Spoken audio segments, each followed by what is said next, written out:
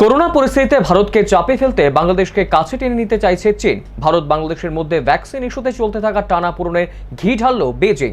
ঢাকায় ঝটিকা সফরে এলেন চীনা প্রতিরক্ষা মন্ত্রী জেনারেল ওয়ে ফিংহে এবং দক্ষিণ এশিয়ার ভ্যাকসিন সংক্রান্ত বিষয়ে 6 দেশীয় জোটে বাংলাদেশকে রাখার সম্মতি দিয়েছে চীন। কূটনীতিবিদরা বলছেন, ভারতের সংকট সময়ে বেজিংয়ের সঙ্গে হাত শক্ত করে দিল্লির সঙ্গে হাত লুজ করছে ঢাকা। দেখুন নিউজ ভ্যানগার্ডের স্পেশাল রিপোর্ট।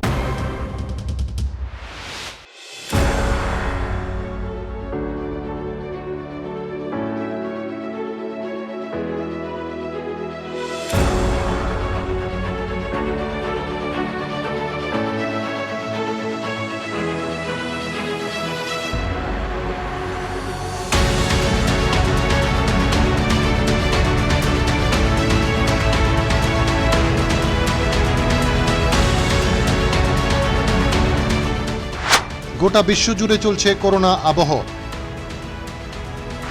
আক্রান্ত ভারত ও তার প্রতিবেশীরা,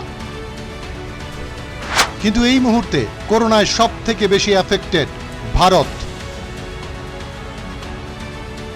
ভারত করোনা ভ্যাকসিন আবিষ্কারের পর তার প্রতিটি প্রতিবেশী দেশকে দিয়েছে। এক্ষেত্রে ভারত বেশি প্রাধান্য দিয়েছে প্রতিবেশী দেশ বাংলাদেশকে। বাংলাদেশ আগ্রহ দেখিয়ে ভ্যাকসিনের জন্য অগ্রিম টাকাও নিয়েছে। ভারত তার মিত্রশক্তি বাংলাদেশকে 2 দফায় মোট 7 মিলিয়ন করোনার ডোজ দিয়েছে। পাওনা রয়েছে আরও বেশ কিছু ভ্যাকসিন।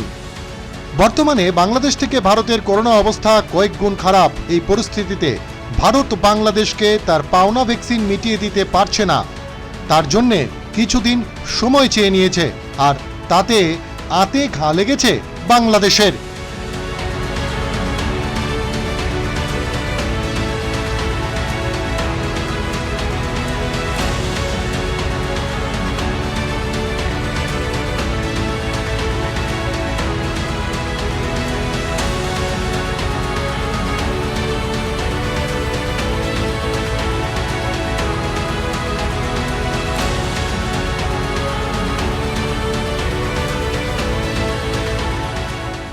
করোনা আবহে ভারত যখন তৃতীয় চালানের ভ্যাকসিন নির্দিষ্ট সময়ে সরবরাহ করতে পারেনি, তখনই কালবিলম্ব না করে বাংলাদেশ হাত ধরল ভারতের শত্রু চীনের। করোনা আবহে ভারত বাংলাদেশের এই তিক্ততাকে আরও বিষাক্ত করতে মাঠে নামল চীন।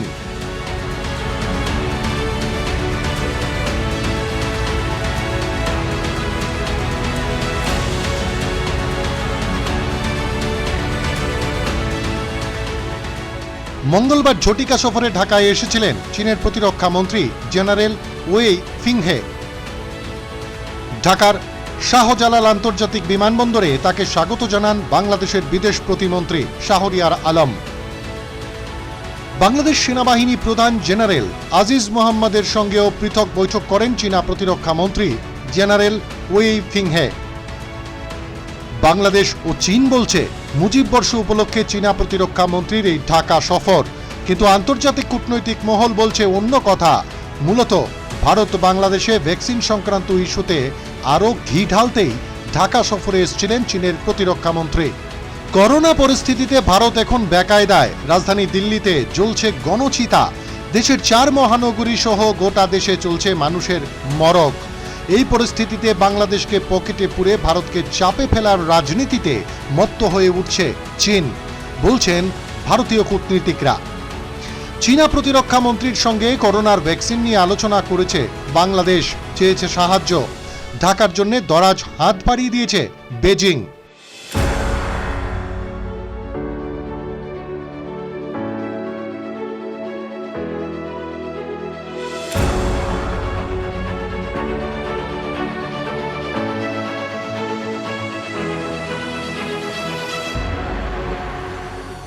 করোনা ভ্যাকসিনের জন্য দক্ষিণ এশিয়ার 6টি দেশকে দিয়ে চীন পৃথক জোট তৈরি করেছে।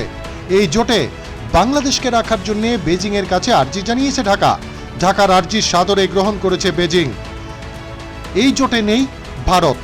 স্বাভাবিকভাবেই চীনা প্রতিরক্ষা মন্ত্রী ঢাকার ঝটিকা সফরের উদ্দেশ্য ভারতের কাছে স্পষ্ট হয়ে যায়। এই কারণেই ভারতীয় কূটনীতিকরা বলছেন, ওই ফেংহির এই ঢাকা সফর করোনা পরিস্থিতিতে দক্ষিণ পূর্ব এশিয়ার রাজনীতির জন্য যথেষ্ট তাৎপর্যপূর্ণ। চীনা প্রতিরক্ষা মন্ত্রী ও স্টেট কাউন্সিলর ওই ফেংহি মঙ্গলবার বিকেলে ঢাকা ত্যাগ করেন এবং তিনি চলে যান ভারতের অপর প্রতিবেশী শ্রীলঙ্কায়। কলম্বোতেও চীনা প্রতিরক্ষা মন্ত্রী করোনা পরিস্থিতি নিয়ে আলোচনা করেন এবং শ্রীলঙ্কাকে আর্থিক প্যাকেজের সাহায্যের ঘোষণা দেন। ভারতের সংকট মুহূর্তে বাংলাদেশের এই ভূমিকায় ভারত আনুষ্ঠানিকভাবে কিছু বলেনি, তবে নজর রাখছে গোটা পরিস্থিতির উপর। চীন যে ভারতের গরিব প্রতিবেশী বাংলাদেশকে নানান টোপ দিয়ে নিজেদের গ্রিপে রাখতে চাইছে, নয়াদিল্লি তা আগেই আঁচ করেছে। টিকা সংকট থেকে বাঁচতে বাংলাদেশ বিকল্প টিকার উৎস খুঁজছে, তাতে অবশ্যই সমস্যার কিছু নেই। ভারত থেকে টিকা আসতে দেরি হওয়ায় বিকল্প ব্যবস্থা নিয়েছে ঢাকা, কিন্তু তার জন্য ভারতকে বদনাম করা কোনোভাবেই মেনে নেবে না দিল্লি। বাংলাদেশ ক্রিকেট বোর্ডের সভাপতি ও বেক্সিমকো ফার্মাসিউটিক্যালসের ব্যবস্থাপনায় পরিচালক নাজমুল হাসান পাপন ভারতকে হুমকি দিয়ে বলেন, মিষ্টি কথায় সব চলবে না, ন্যায্য পাওনা বুঝিয়ে দিতে হবে। ভারত যে বাংলাদেশের বন্ধু সেটা এখন বিবেচনার সময় এসছে। বাংলাদেশ অগ্রিম টাকা দিয়েছে, সেই অনুযায়ী টিকা দেবে না তা কোনোভাবেই গ্রহণযোগ্য নয়। নাজমুল হাসান পাপন কে, যিনি ভারতকে হুমকির সুরে কথা বলছেন? ভারত বাংলাদেশের বন্ধু কিনা এটা এখন বিচার করার সময় এসছে বলেও মন্তব্য করেছেন। নাজমুল হাসান পাপন ভুলেই গেছেন 1971-এর মুক্তিযুদ্ধে ভারত বাংলাদেশের পাশে না থাকলে আজ তার পক্ষে ক্রিকেট বোর্ডের সভাপতি বসাই হতো না। শুধু তাই নয়, বাংলাদেশের ক্রিকেটের মান উন্নয়নে ভারতীয় ক্রিকেট বোর্ড অর্থাৎ বিসিসিআই কত টাকা বিভিন্ন সময় অনুদান দিয়েছে। আজ হাসান পাপন সহ বাংলাদেশের বহু মানুষের চোখে সর্ষে ফুল দেখছে এবং ভারতকে নিয়ে সমালোচনা করছে। কোভিড পরিস্থিতিতে ভারত টেস্টের জন্য বিনামূল্যে বাংলাদেশকে বহু কিট দিয়েছিল। ভারতের প্রধানমন্ত্রী নরেন্দ্র মোদীর ঢাকা সফরে বাংলাদেশের একাংশ মানুষ জেহাদ ঘোষণা করেছিল। তারা ভুলেই গেছেন ভারতের কারণেই আজ তারা দুমুঠো অন্ন স্বাধীনভাবে মুখে তুলতে পারছেন। 1971-এর মুক্তিযুদ্ধের পর ইচ্ছে করলেই বাংলাদেশকে তার ঔপনিবেশিক রাষ্ট্র হিসেবে ঘোষণা করে দিতে পারত, কিন্তু তৎকালীন ভারতের প্রধানমন্ত্রী প্রয়াতা ইন্দিরা গান্ধী বাংলাদেশের প্রতি অনেক সফট কর্নার দেখিয়েছিলেন এবং বাংলাদেশিদের স্বাধীনভাবে বাঁচার রাস্তা করে দিয়েছিলেন। সে কারণেই আজ একাংশ বাংলাদেশি ধরাকে সরাক জ্ঞান মনে করছে। ভারতের এই মহানুভবতা কি ভুল ছিল? উত্তর খুঁজবে ইতিহাস।